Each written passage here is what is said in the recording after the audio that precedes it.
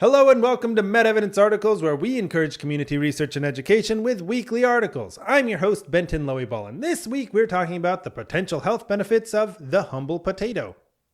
Digging up the truth about potatoes. Ireland is a beautiful country known for shamrocks, leprechauns, the color green, and a historic over-reliance on potatoes. In honor of the past and present Irish love of potatoes, let's explore the humble tuber and any possible health benefits. Potatoes are one of the big staple foods on the planet, being the major source of calories for 1.3 billion people.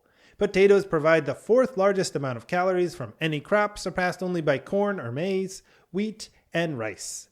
Environmentally, potatoes require less water to grow than rice, and you can grow more pounds of potato per acre than either wheat or rice.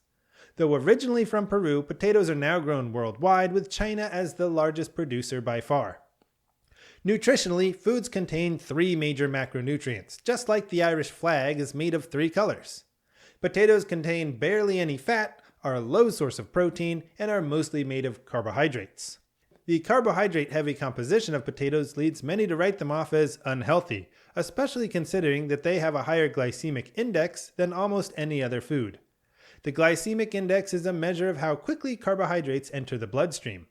Low glycemic index foods have an index under 55, and high are above 70.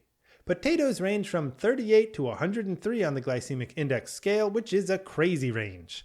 The numbers vary somewhat by potato variety, but much more by the cooking and serving method. Baked potatoes have a lower glycemic index than boiled, and when potatoes are served chilled, the glycemic index numbers decrease drastically. Understanding how cooking methods alter the glycemic index of potatoes requires examining the role of resistant starches. This is also called digging where the potatoes grow.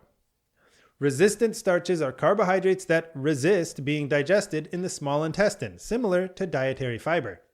Resistant starches pass into the large intestine, where they are fermented by gut bacteria and act like prebiotics, feeding beneficial bacteria. This process can create a healthier gut microbiome, which is associated with improved digestion and overall health. Resistant starch amounts vary slightly by potato variety and are heavily affected by the preparation method. Heating the potatoes in water degrades the starches, making them easier to digest, and chilling the potatoes helps the starches recrystallize into a resistant form. Cooking low and slow increases resistant starch, and baking is better than microwaving, which is better still than boiling.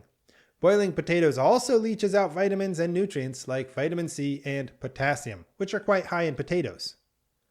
Because resistant starches are not digested in the small intestine, they have minimal impact on blood sugar levels, which can improve insulin sensitivity for type 1 diabetics. If you think of normal carbs as venomous snakes, resistant starches are like St. Patrick, banishing other carbs out of your small intestine.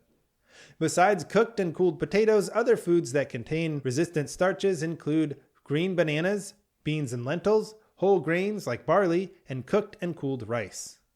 Water surrounds the island of Ireland just like water surrounds carbohydrates in a raw potato. Around 80% of a potato's weight is water, which helps potatoes make you feel full. Satiety is how full you feel after eating a food, and a food with high satiety makes you feel fuller with fewer calories. Potatoes, especially boiled and mashed potatoes, have the highest satiety score of any food in multiple studies. Because of effects like this, some replace the glycemic index with a different measure, the glycemic load. Glycemic load links the glycemic index to the serving size, so potatoes tend to do much better. The middle range for glycemic load is between 10 and 20, and potatoes range from 8 to 21. When chilled, potatoes are almost all in the low glycemic load range, ranging from 8 to only 11. So are potatoes healthy? Long-term clinical trials are needed to find this out for sure. The best data we have for health comes from non-experimental epidemiological studies, where researchers can't control extra variables. These studies find no definitive data on potatoes being unhealthy.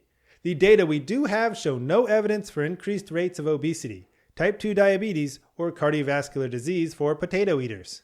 These data don't hold up for people whose source of potato is French fries, however. So this St. Patrick's Day, let's wear some green, dance a jig, and appreciate the potato. Thanks for joining us on this week's episode of Med-Evidence Articles. If you'd like to know more, all of our descriptions are linked in the podcast description below. You can also visit our website at medevidence.com. MedEvidence helps answer the question of who can you trust for medical information. The MedEvidence platform provides valuable information about many medical issues and the insights of evidence-based medicine. MedEvidence educates audiences through engaging and entertaining magazines, podcasts, videos, articles, and presentations. We strive to bring together diverse voices of top-level medical professionals, researchers, and experts to provide unique and engaging content that uncovers the truth behind the data. For more great content, including discussions by physicians and subject matter experts, check out the MedEvidence podcast. My name is Benton, and we'll see you next week.